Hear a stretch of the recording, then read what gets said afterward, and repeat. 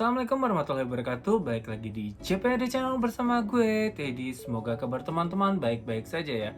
Nah, di video kali ini sebelumnya gue ingin mengucapkan selamat tahun baru 2023. Semoga di tahun 2023 ini teman-teman yang punya harapan ingin pergi ke Jepang untuk berwisata, untuk sekolah maupun untuk bekerja, semoga dapat tercapai.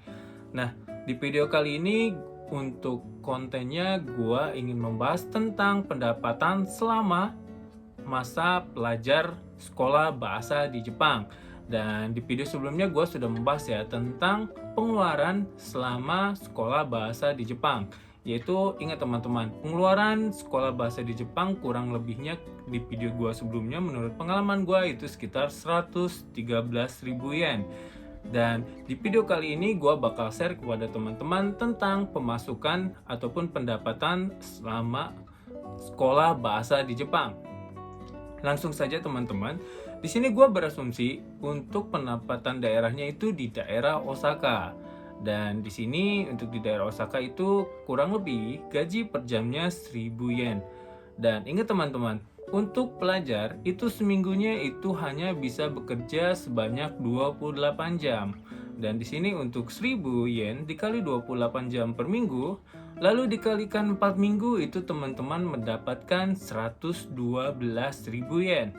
Lah, kalau mendapatkan 112.000 yen itu teman-teman sudah jelas. Pengeluaran 113.000 yen. Dan teman-teman pendapatan 112.000 yen. Sudah jelas itu hasilnya minus. Dan ingat teman-teman, pengeluaran gua untuk di video yang sebelumnya yang sudah gua buat itu nggak ada yang namanya uang untuk shopping, lalu uang untuk rokok, itu tidak ada teman-teman. Kalau ada itu dua, itu nominalnya bisa lebih banyak. Dan itu teman-teman ingat ya, dari sini saja teman-teman bisa berpikir dan harus berpikir. Itu pengeluaran dan pendapatan itu sama dengan gak bisa sejajar, itu bahkan minus teman-teman. Lalu gimana sih caranya biar tidak minus?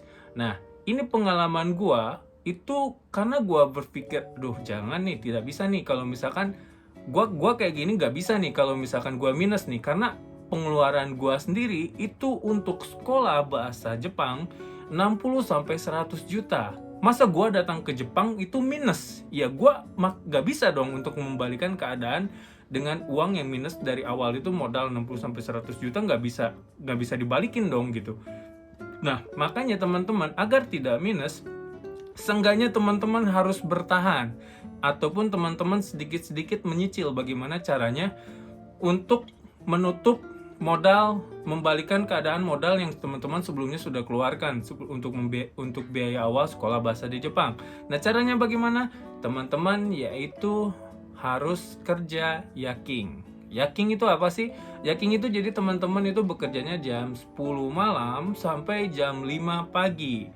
Apa sih yang membedakan yaking dengan kerja biasa? Yaking tuh biasanya teman-teman kan di Jepang itu dia mempunyai sistem kalau bekerja malam itu rata-rata gajinya up 25% teman-teman. Jadi teman-teman yang gajinya 1.000 yen itu teman-teman menjadi 1.250. Nah, di sini gue berdasarkan pengalaman gue waktu itu dulu bekerja jam 8. Jadi teman-teman jam 8 bekerja itu sampai jam 10 teman-teman mendapatkan gaji 2.000 yen. Lalu teman-teman bekerja lagi yaking, jam 10 sudah masuk, jam 10 sampai jam 5. Dan di situ di dalamnya nanti ada QK atau istirahat 1 jam. Jadi teman-teman tidak dihitung ya. Jadi bekerjanya itu dari jam 10 sampai jam 5 itu nanti 6 jam. Nah, 6 jam ini dikali 1.250. Maka teman-teman akan mendapatkan 7.500. Nah, 7.500 ditambah tadi dengan 2.000 yen dari jam 8 sampai jam 10, jadi teman-teman mendapatkan 9.500 yen. Namun teman-teman dengan bekerjanya sistemnya seperti ini, teman-teman nanti 8 dikali 4, 24 jam, tersisa 4 jam. Nah, 4 jam ini biasanya gua itu komunikasi atau misalkan berbicara kepada pihak yang menghandle pekerjaan kita, atau yang biasanya kita sebut pihak outsourcing ya. Itu apakah kita bisa bekerja dengan 4 jam dengan sisa bekerja masa waktu selama waktu tersebut itu dengan 4 jam. Saya ingin bekerja 4 jam, dan pada kejadiannya waktu itu saya bisa, teman-teman. Dan lebih bagusnya teman-teman itu bekerjanya dari jam 9 sampai jam 5, dan itu teman-teman bekerja 7 jam, dan 7 jam ini teman-teman bisa bekerja jelas 4 hari, itu pas 28 jam. Nah, dengan sistem bekerja seperti itu, teman-teman nanti itu mendapatkan kurang lebih 8.500 yen, karena teman-teman dari jam 9 sampai jam 10 itu 1.000 yen, lalu jam 10 sampai jam 5 itu 7.500. Berarti teman-teman mendapatkan 8.500 yen. Nah, dengan sistem jam seperti ini, teman-teman bekerja selama 4 hari, 8.500 dikali 4 hari dalam 1 minggu, lalu dikali 4 kali dalam 1 bulan, teman-teman mendapatkan 136.000 yen. Dan di sini teman-teman jelas ya perbedaannya.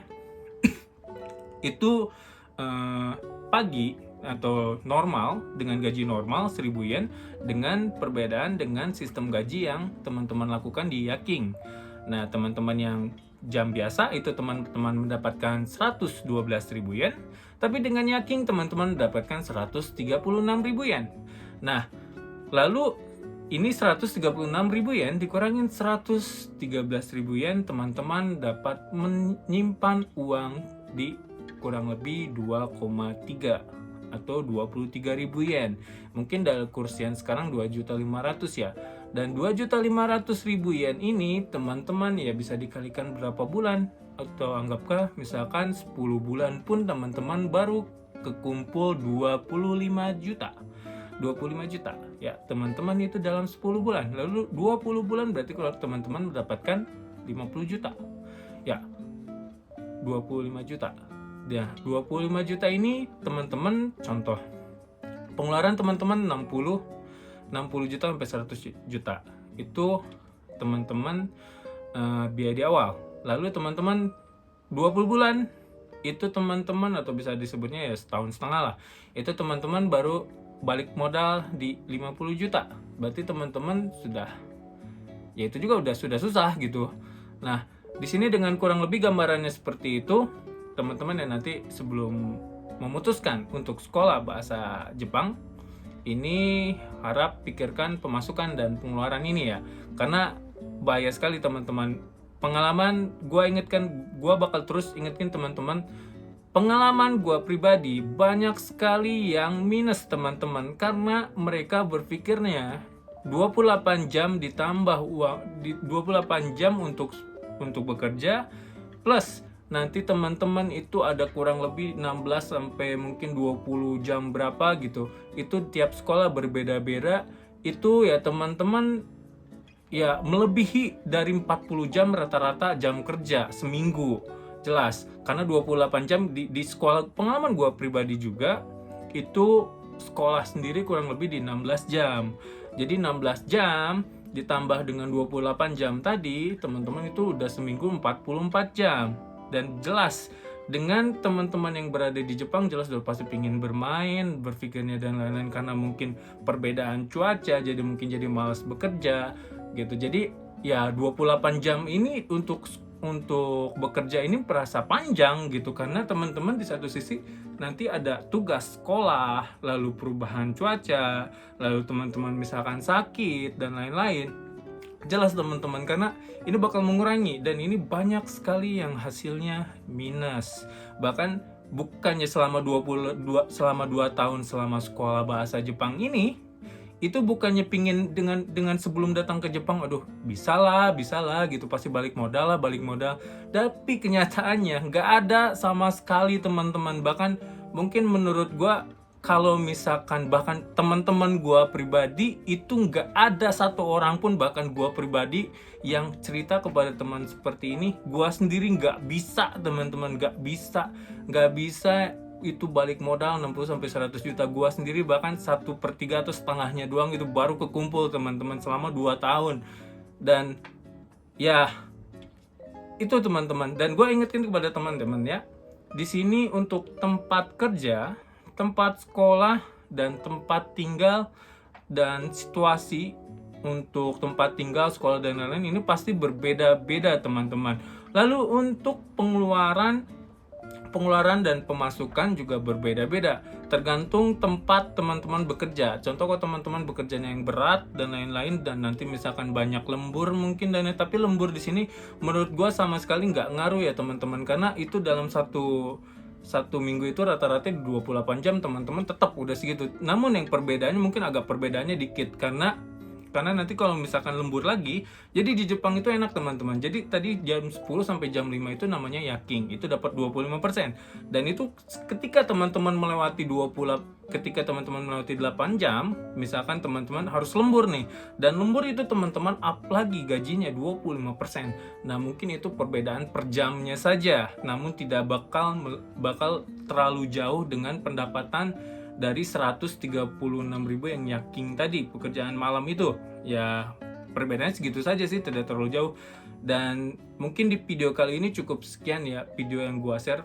Untuk teman-teman yang ingin bertanya bagaimana misalkan pengalaman gua, atau yang ingin bertanya bagaimana misalkan untuk sekolah bahasa ke Jepang atau tentang Jepang, teman-teman bisa tanya melalui Instagram gua. Teman-teman nanti bisa lihat ya sendiri, bakal gua cantumin di bawah.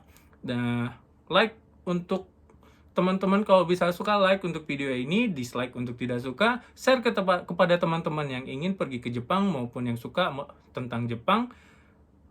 Mohon maaf bila ada salah-salah kata. Sampai jumpa di video berikutnya. Sayonara.